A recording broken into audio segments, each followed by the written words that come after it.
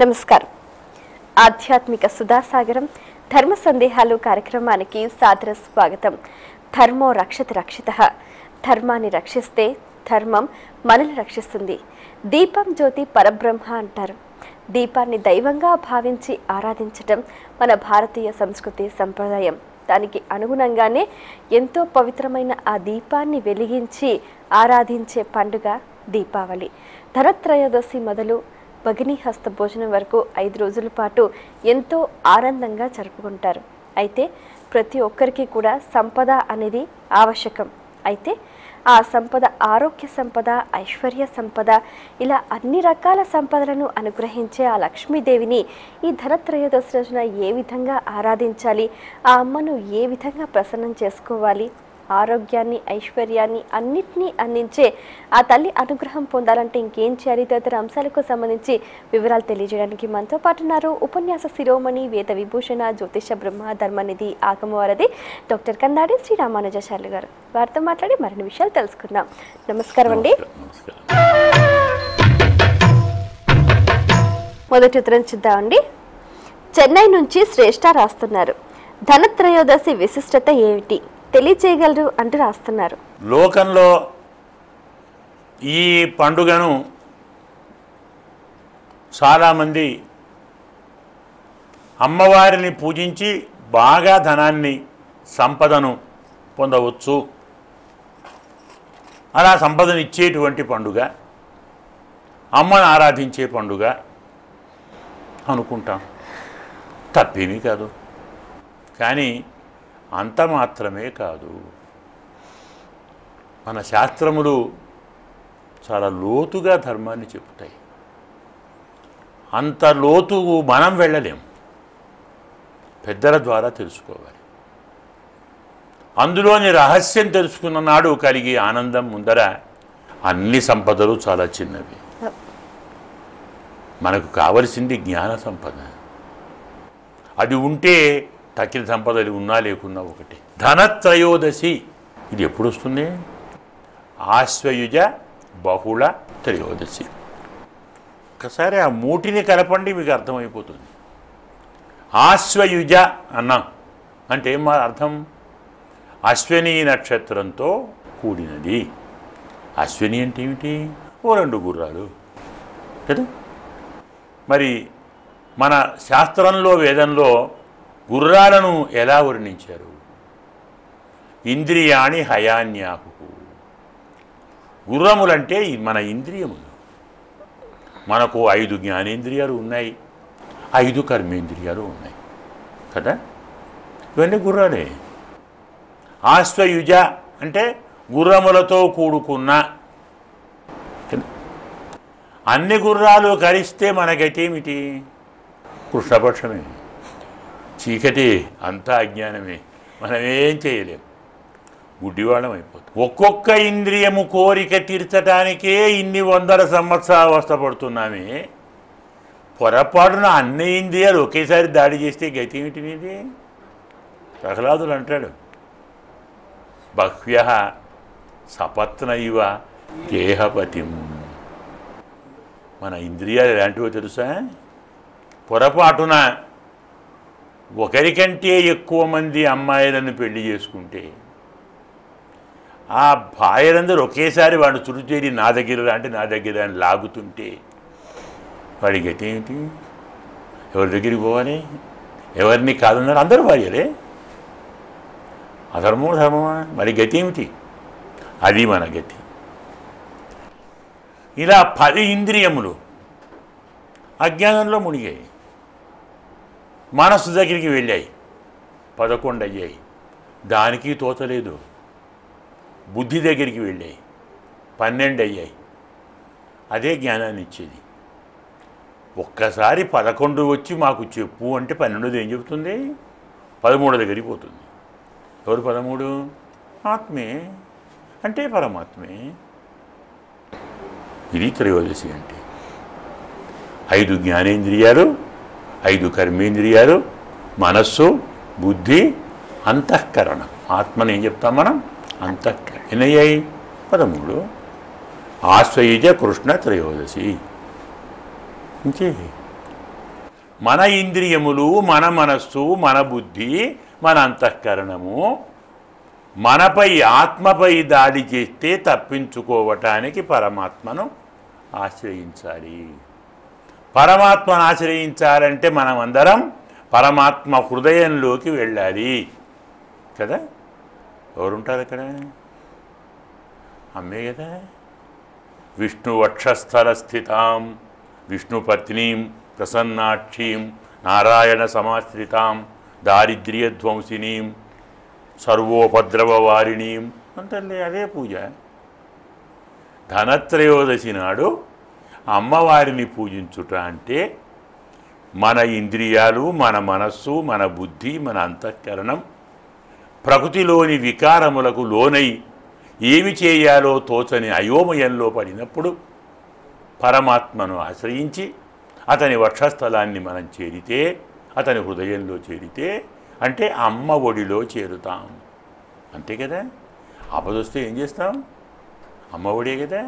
అక్కడికి చేరాం, ఆమె లాలించింది, మనం ఆమెను సేవించాం. అమ్మవారి పూజ అంటే అది. నిజముగా ధనత్రయోదశి అనేది జ్ఞానాన్ని పెంచే త్రయోదశి, అజ్ఞానాన్ని తొలగించే త్రయోదశి. ఆధ్యాత్మిక సంపదను పెంచాలి, ఆరోగ్య సంపదను పెంచాలి. ఇంటి నిండా లక్షల కోట్లు ఉన్నాయండి, యజమాని రోగాలతో ఉన్నాడు, ఏం చేసుకుందాం? లక్షల కోట్లు ఉన్నాయి, భార్యాభర్తలు కలగించుకుంటూ ఉన్నారు, ఏం చేసుకుందాం? భార్యాభర్తలు బాగున్నారు, పిల్లలు లాగుతున్నారు, ఏం చేద్దాం? కుటుంబం బాగా లేకున్నా, దాంపత్యం బాగా లేకున్నా, ఆరోగ్యం బాగా లేకున్నా, జ్ఞానం బాగా లేకున్నా, చుట్టువారితో స్నేహం బాగా లేకున్నా మనము సంపాదించిన ధనమునకు ప్రయోజనం ఏమిటండి? ధనలక్ష్మి అంటే అందరూ చాలా విస్పష్టంగా తెలుసుకోవాలి, డబ్బుల మూట కాదు, జ్ఞాన రాశి, ఆరోగ్య రాశి, ఆధ్యాత్మిక రాశి, అద్భుతమైన మానసిక ప్రశాంతమైన రాశి, పచ్చని కుటుంబం, స్నేహమయం, అలాగే క్షేమమయం, ఆనందమయం, ఐశ్వర్యమయం, జ్ఞానమయం. ఈ అన్నీ లక్ష్మిస్తుంది. ఇలా ప్రార్థించండి. నాకు డబ్బులు ఇవ్వమ్మా అంటే అవే ఇస్తుంది, తర్వాత అవన్నీ ఆమె తీసుకుంటుంది, ఏం చేద్దాం వాటిని? కాబట్టి ఇన్ని సంపదలు పెంచటానికి ధనత్రయోదశి అమ్మ ఒడిలో మనం చేరుతాం, అన్నిటితో స్వామిని ఆశ్రయిస్తాం, తల్లి తండ్రి కలిసి మనను ఆశీర్వదిస్తారు, ఆనందంగా ఉంటాం. మరో ఉత్తరం చూద్దామండి. వరుణ్ హైదరాబాద్ నుంచి రాస్తున్నారు. దీపావళి పండుగ ధనత్రయోదశి నుంచే ఎందుకు మొదలవుతుంది తెలియజేయగలరు అంటూ రాస్తున్నారు. దీపావళి అనేది మనకు ప్రపంచంలో అన్ని పండుగలు ఒక రోజో 2 రోజులో 3 రోజులో వస్తాయి. ఇప్పుడు సంక్రాంతి అంటాం మనం, దానికన్నా ముందు భోగి అంటాం, తరువాత కనుము అంటాం, మధ్యన సంక్రాంతి, 3 రోజులు అంటాం. అలాగే దసరా, దుర్గాష్టమి, మహర్నవమి, విజయదశమి, ఇలా 3 రోజులు అంటాం. ఇలా 3 రోజులో 2 రోజులో 1 రోజు జరుపుకునే పండుగలు ఉన్నాయి. కానీ దీపావళి 5 రోజుల పండుగ. ధనత్రయోదశి, నరక చతుర్దశి, దీపావళి, బలి ప్రతిపత్, యమద్వితీయ. ఇలా ధనత్రయోదశి నుంచి మొదలై యమద్వితీయతో ఈ పండుగ ముగుస్తుంది. ఇది ఒక అద్భుతమైన పండుగ. ఇప్పుడే చెప్పుకున్నాం, ధనత్రయోదశి అంటే ఆధ్యాత్మిక సంపదను పెంచేది, మానసిక శాంతిని పెంచేది, కుటుంబంలోని సఖ్యతను పెంచేది, పరివారంలోని ప్రశాంతతను పెంచేది కదా. ఇన్ని సంపదలు చేరితే మనం ఆనందంగా ఉంటాం. ఏం చేస్తాం? మన మనస్సు కోటి దివ్యల కాంతిని వెలిగిస్తుంది కదా. తెల్లారి నరక చతుర్దశి, 13 చేరితే 14 పోతుందట. అంతే. 5 జ్ఞానేంద్రియాలు, 5 కర్మేంద్రియాలు, మనస్సు, బుద్ధి, అంతఃకరణం, ఇవన్నీ పరమాత్మను చేరితే ఇవన్నీ అమ్మ ఒడిలో చేరితే నరకుడు పోతాడు, వాడు 14 వాడు. అంటే ఏమిటి? అప్పటిదాకా మనను పట్టి వేధించే అజ్ఞానమే నరకుడు, అవివేకమే నరకుడు, ఆశే నరకుడు, మనలోని ద్రోహ చింతే నరకుడు. వాడు 14వ వాడు, చతుర్దశ అంటాం. వాణ్ణి అమ్మ ఒడిలో మనం చేరితే స్వామి వాణ్ణి సంహరిస్తాడు. మనం భయపడి వచ్చాం వానికి, అమ్మ అన్నాం, అమ్మ స్వామికి చెప్పింది, వాడిని సంహరించాం. ఇంతకాలం ఈ 13 సమూహాన్ని ఏది భయపెట్టిందో, ఏది తన వశం చేసుకుందో, ఏది మనను తన ఇష్టం వచ్చినట్టుగా ఆడిస్తూ ఉందో, అలాంటి దాన్ని స్వామి పోగొట్టాడు. నరక చతుర్దశి అన్నీ కలిశాయి, అమ్మను చేరాయి. స్వామి అర్హతుడిని పోగొట్టాడు, అజ్ఞానాన్ని పోగొట్టాడు. మిగిలేది ఆనందమే. ఈ ఆనందమే కోటి దివ్యలు వెలుగుతాయి, అదే దీపావళి. ఇంత ఆనందం చేరితే, ఇంత సంపద చేరితే, ఇంత ప్రశాంతత చేరితే, ఇదంతా మన ఒక్కళ్ళమే దాచుకుందామా? దాచుకున్నవాడు మనిషి అంటామా? తనకు చేరిన సంపద 10 మందికి పంచిన నాడే సంపద అవుతుంది. పంచని నాడు సంపద కాదు, విపత్తు అవుతుంది. ఏం చేయాలి? దానం చేయాలి. దానం ఎవరికి ప్రతీక? పరిచక్రవర్తికి. తరువాతది బలి ప్రతిపద. అందుకే ఆ రోజు మనం బలిధ్వజం ఏర్పరుస్తాం, ఒక జెండా ఏర్పరుస్తాం, బలిని ఆరాధిస్తాం, బలిని స్తోత్రం చేస్తాం. నీలోని దాన గుణం మాకు రావాలి. పరమాత్మ అందరికీ ఇచ్చాడంటే నీవు పరమాత్మకే ఇచ్చావు కదయ్యా, ఎంతటి మహానుభావుడు. ఆ గుణం మాకు రావాలి. దానం నేర్చుకున్నాం. దానం అన్ని దానాల కంటే గొప్ప దానం ఏది? 1,00,000 కోట్లు ఇచ్చినా చాలా, ఇంకో 10 రాదు అంటాం. 10 ఇండ్లు ఇచ్చినా ఇంకో ఇల్లు ఇవ్వమంటాం. 10 ముద్దలు అన్నం పెడితే 11వ ముద్ద అమ్మ వద్దు, చాలండి, కడుపు నిండింది, తినలేనండి. చాలు అనేది ఒక అన్నంతో. అదే యమద్వితీయ భగినీ హస్తభోజనం. ఆ రోజు ప్రతి సోదరులు తమ సోదరి ఇంటికి వెళ్ళి ఆమెతో వండించుకొని, అన్నం పెట్టించుకొని తిని, ఆమెకు సంపద కొంత ఇచ్చి వస్తారు. ధనము ఏర్పడితే దానం చేసి, ఆ దానం అన్నదానముగా మారి దానితో తృప్తి పొంది ఏం చేస్తాం? లోకమంతా సోదరులే, విశ్వ కళ్యాణం, ప్రపంచ సౌభ్రాతృత్వం, సకల సమాజంలో సౌభ్రాతృ సంపద పెరగాలి. అది నిజమైన దీపావళి. అన్నదమ్ములు కొట్లాడుకుంటూ, అక్కచెల్లెళ్ళు కలహించుకుంటూ, తండ్రి కొడుకులు కలహించుకుంటూ, భార్యలు కలహించుకుంటూ దీపాలు వెలిగిస్తే దీపావళి అందామండి? కాదే, సౌభ్రాతృగా పెరగాలి. ఈ జగమంతా ఉదార చరితానంతో వసుధైవ కుటుంబకం. ప్రపంచమంతా నా సోదరులు, మనమందరం అన్నదమ్ములము. ఇలాంటి సౌభ్రాతృత్వం, భ్రాతృప్రేమను, సోదర ప్రేమను పెంచగలిగే ఉత్తమ పండుగ దీపావళి. ధర్మస్తోత్రం చూద్దామండి. శారద కాకినాడ నుంచి రాస్తున్నారు. ధనత్రయోదశి నాడు కొత్త నగలు కొనాలంటారు, శాస్త్రీయమేనా? తెలియచేయగలరు అంటూ రాస్తున్నారు. శాస్త్రీయం అంటే శాస్త్రం విధించినదేనా అని. శాస్త్రం అంటే ఏమిటి? మనందరినీ శాసించేది. వేదమునకు శాస్త్రమని పేరు, స్మృతులకు శాస్త్రమని పేరు, ఇతిహాసములకు శాస్త్రమని పేరు, పురాణములకు శాస్త్రమని పేరు. శాస్త్రములు చెప్పినవి శాస్త్రీయములు కదా.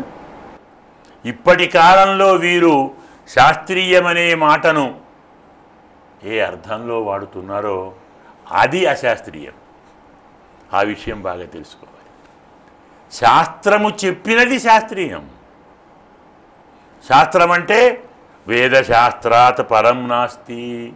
శాస్త్రం అంటే వేదం, శాస్త్రం అంటే స్మృతులు, ధర్మశాస్త్రం అన్నాం, పురాణ శాస్త్రం, ఇతిహాస శాస్త్రం. కాబట్టి శృతి, స్మృతి, ఇతిహాస, పురాణ, ఆగమాలు ఇవి శాస్త్రములు. ఇవి చెప్పినదన్నీ శాస్త్రీయం. అంతే తప్ప తమకు తోచిన అర్థాన్ని కల్పించి ఆ పరమపదాన్ని సృష్టింపజేసి అలా వాడటమే అశాస్త్రీయం. కాబట్టి మనము దీపావళి నాడు చేసే కార్యక్రమాలు ఇదంతా శాస్త్రవిహితమే. ఎందుకు? తిథులు శాస్త్రీయములే కదా. వారములు, మాసములు, పక్షములు, నక్షత్రములు, గ్రహములు, అలాగే మరి మానవులు శాస్త్రీయములే. అయినప్పుడు ఏ సమయంలో ఏమి చెయ్యాలో చెప్పినది ఎలా అశాస్త్రీయమవుతుంది? అయితే దాన్ని మనం చాలామందిమి సంకోచార్థంలో వాడుతున్నాం. సంకోచాన్ని విడిచిపెట్టండి, విశాల హృదయాన్ని అలవర్చుకోండి. అమ్మవారిని పూజిస్తాం, దీపావళి నాడు లక్ష్మీదేవిని పూజిస్తాం అనకండి, లక్ష్మీనారాయణలను పూజిస్తాం. స్వామి లేకుండా ఒక్క అమ్మను పూజిస్తే అమ్మ మనకు సంపద ఇవ్వదు. భర్తను విడిచిపెట్టి రావమంటే వస్తుందండి ఆమె మొదలు? మనం చేసి పూజలు తీసుకుంటుందా? దంపతులను పూజించండి. లక్ష్మీనారాయణాభ్యాం నమః, వాణి హిరణ్యగర్భాభ్యాం నమః, ఉమా మహేశ్వరాభ్యాం నమః, శచి ఇవన్నీ మరి దంపతులను పిలువండి. పండుగ కూడా బంధువులను దంపతులుగా రమ్మనండి. ఒక్కరు రండి మొదలు పిలుస్తారు, మీరు ఒక్కరు రండి, ఒకరికి భోజనాన్ని పిలుస్తున్నాం. ఎంత శాస్త్రీయం అండి! దంపతులను పిలువండి, దంపతులను ఆరాధించండి, పరమాత్మ సంతోషిస్తాడు. దాంపత్యంలోని లోకశాంతి లోకానికి అందుతుంది. కాబట్టి స్పష్టంగా శాస్త్రీయమే. వేదము చెప్పినది, పురాణములు చెప్పినవి, ఇతిహాసాలు చెప్పినవి, మన పెద్దలు ఆచరిస్తూ వచ్చారు. అనుసరిద్దాం, అలాంటి శాంతిని పొందుదాం. అంటే ఆ రోజు తప్పకుండా బంగారం కొనాలంటారా? బంగారము కొనటము, బంగారం అమ్మటము కంటే బంగారాన్ని దానం చేయాలి. ప్రధాన సూత్రం. ఏ పండుగకైనా మనం దాచుకోవటం కాదు, ఎదుటివారికి ఇవ్వటం. ఎదుటివారికి ఆ వస్తువు ఇవ్వాలి, ఎదుటివారికి ఇవ్వాలి. మనం కొంత కొనాలి కదా. ఆ రోజు కొన్న దాంట్లో కొంత భాగం దానం చేసి ఫలితాన్ని పొందాలి. ఒక బంగారం అనే కాదు, హిరణ్యం అంటాం. బంగారానికి పేరు హిరణ్యం కదా. హిరణ్య అర్థం ఏంటి? హిరణ్యం అంటే మనలో ఉన్నటువంటి రోగాన్ని, అజ్ఞానాన్ని తొలగించేది అని. దాన్ని కొనాలి. అంటే జ్ఞానాన్ని కొందామా? పెద్దలతో పొందాలి. ఒక వస్తువు కొని అందులో కొంత భాగం ఇతరులకు ఇచ్చి మిగిలిన దాన్ని మనం తీసుకుంటాం. అందువల్ల బంగారం తప్పకుండా కొనాలి అన్న నియమం ఏం లేదు. నువ్వు కొనలేవు, ఓ ఇత్తడి కొను, ఓ రాగి కొను, లేదు ఓ మట్టి కుండ కొను. రఘుమహారాజు గారు, దిలీప మహారాజు ఉన్నారే, ఈ మహానుభావుడు ఓ బ్రాహ్మణుడు వచ్చి అడిగాడు, దానం అడటానికి వచ్చాడు. ఈయన కుండతో తీసుకొని పోయాడు నీళ్లు కాళ్ళు కడటానికి. అంటే కాళ్ళు కడితే ఆశీర్వదించాడు. అయినా వెళ్ళొస్తాను అన్నాడు. అదేంటి స్వామి, దూరం వచ్చి వెళ్ళొస్తాను అంటున్నారు, ఏం కావాలి? నేనేం అడుగుతాను, లేదు మట్టితో వచ్చావు నువ్వు, ఇక నాకేమి ఇస్తావు? నాకు తెలుసు, గురువుగారి దక్షిణ కావాలి, 14 కోట్ల బంగారు నాణ్యాలు కావాలి. నువ్వేమిస్తావు? మట్టి కుండతో వచ్చావు. మట్టి కుండతో రావటం నాకు ధనం లేకపోవటం కాదు, అంతా దానం ఇచ్చాను. మళ్ళీ వస్తుంది, ఉండండి 2 పూటలు. కుబేరుని దండం పెడతాడు, దండెత్తాడు కుబేరుని మీదకి, యుద్ధానికి పోయాడు. సైన్యాన్ని సిద్ధం చేస్తే కుబేరుడికి తెలిసింది. నారదుడు చెప్పాడు, వస్తున్నాడు రఘుమహారాజు యుద్ధానికి, ఎందుకు వచ్చిన పేచి, వానికి బంగారం వేయండి అన్నాడు. కాబట్టి దాన బంగారం కొనండి, దాన సువర్ణం కొనండి, ధర్మ సువర్ణం కొనండి, జ్ఞాన సువర్ణం కొనండి, బ్రహ్మ సువర్ణం కొనండి. దానికి ప్రతీకగా దీన్ని తీసుకోండి, దాన గుణాన్ని పెంచుకోండి. ఇది అందులోని పరమార్థం. మరి ఉత్తరం చూద్దామండి.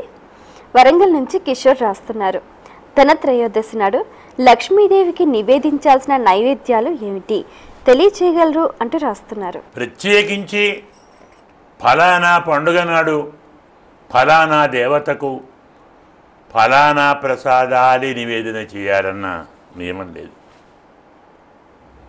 సాత్వికాహారం, రాజసాహారం, తామసాహారం 3. ఇందులో తామసాహారాన్ని విడిచిపెట్టాలి. రాజసాహారంలో సగం కంటే ఎక్కువ విడిచిపెట్టాలి. సాత్వికాహారాన్ని మాత్రమే నివేదన చేయాలి. ఎందుకు ఈ మాట చెప్తున్నానంటే, నైవేద్యము చేయవలసిన ప్రసాదాలలో ప్రధాన సూత్రం పరమాత్మను పూజించే భక్తుడికి ఏది బాగా ఇష్టమో దాన్ని నివేదన చేయాలి. ఇది శాస్త్రం. భక్తుడు లడ్డూలు చాలా ఇష్టం, పెట్టు. పరమాన్నం ఇష్టం, పెట్టు. నీకు పులిహోర బాగా కావాలి, పెట్టు. భక్తుడికి ఏది ఇష్టమో దాన్ని చెయ్యాలి అంటే మరి ఈ కాలం భక్తులకు చాలా ఇష్టాలు ఉన్నాయి. అవి నాలుగు చేద్దామా? పరిస్థితి ఏమిటి? అందుకే తామసం త్యాజ్యం, రాజసం అర్ధత్యాజ్యం. తమో గుణాన్ని పెంచే ప్రసాదాలు నివేదన చేయకూడదు. మొదటిది. దానితో మన పిల్లి గంతులు పిచ్చి వేషాలు పక్కకు పోతాయి, తొలగించబడ్డాయి. రాజసములో సగం మాత్రమే తీసుకోవాలి, సగం పోతాయి. సాత్వికము చెయ్యండి, ప్రధానంగా మధురము చెయ్యండి, తీపిని చెయ్యండి. పాలు, పెరుగు, వెన్న, నెయ్యి, మీగడ వీటిని పెంచండి. చక్కని పండ్లు, మళ్ళీ పండ్లలో కూడా సాత్వికమైన పండ్లు, చక్కని పండ్లు అరింపు చేయండి. చక్కని దధ్యోజనం అంటాం, చక్కగా పులిహోర అంటాం. పులిహోరలో కూడా చాలామంది మహానుభావులు ఆవాల పొడిని, మిరియాల పొడిని వేస్తున్నారు. రుచి కోసం, శుచి కోసం కాదు. మిరియాలు, ఆవాలు తమో గుణాన్ని పెంచుతాయి. కారము తగ్గించాలి, అతీక్షణం, అకటు, అలాగే అనామ్లం ఇవన్నీ చెప్తాడు. ఎక్కువ కారం ఉండకూడదు, ఎక్కువ పులుపు ఉండకూడదు, ఎక్కువ ఉప్పు ఉండకూడదు. తీసుకునేవాడి మనస్సును ఉద్రేకపరిచే వస్తువులు అందులో ఉండకూడదు. కూరగాయల్లో కూడా సొరకాయ, బీరకాయ, మునక్కాయ, ఇప్పటి కాలంలోని టమాటాలు, ఇవన్నీ తామస గుణాన్ని పెంచేవి. కాబట్టి అలాంటి వాటిని వాడకు. మన ప్రాచీనులు సొరకాయ వాడరు, తినరు, ఇంట్లో బీరకాయ తినరు. అలా నియమాలు ఉన్నాయి. కాబట్టి సాత్విక ఆహారం చెయ్యండి. అమ్మవారికి ఇష్టం పాలు, పెరుగు, తేనె, నెయ్యి. హాయిగా క్షీరాన్నం చేయండి, తిప్పెట్టండి, ఆరగింపు చేయండి. ఆరగింపు చేసి అందరికీ పంచండి, మీరు ఒక్కరే తినకండి. బాగా గుర్తుంచుకోవాలి. ప్రసాదం అంటే 10 మందికి పంచాలి. తిన్నవారు ఆహా ఎంత బాగుంది అంటారు. ఎంత బాగుంది అన్న మాట తిన్నవారి మాట కాదు, అమ్మ మాట. వీరి నోట అమ్మ మాట మనం వింటే ఆనందంగా ఉంటుంది. ఏ పండుగకైనా ఇది విధానం. ఇలాంటి పదార్థాలు చేయండి, ఆరగింపు చేయండి, అందరికీ పంచండి, మీరు అనుభవించండి, పరమానందాన్ని పొందండి. చాలా సంతోషం అండి. మీ అమూల్యమైన సమయాన్ని కేటాయించి ధనత్రయోదశికి సంబంధించి ఎన్నో విషయాలు మా అందరికీ తెలియజేసినందుకు ధన్యవాదాలు. చూసారు కదండి, ఇది ఈనాటి ధర్మ సందేహాలు కార్యక్రమం. మీరు కూడా ఆ లక్ష్మీదేవిని శ్రద్ధగా ఆరాధించి ఆ తల్లి అనుగ్రహానికి పాత్రలు కండి. మీకు కూడా ఏమైనా ఆధ్యాత్మిక ధర్మ సందేహాలు కలిగితే మా ఈ కార్యక్రమానికి ఉత్తరాల ద్వారా, ఈమెయిల్స్ ద్వారా రాసి పంపించండి. మా చిరునామా ధర్మ సందేహాలు, కేర్ ఆఫ్ భక్తి TV, road number 92, Jubilee hills, Hyderabad 5,96,000. మా ఈమెయిల్ ఐడి bhakti@gmail.com. మరో కార్యక్రమంలో మీ సందేహాలు, మా పండితుల సమాధానాలతో మళ్ళీ కలుద్దాం. అంతవరకు సెలవు. నమస్కారం.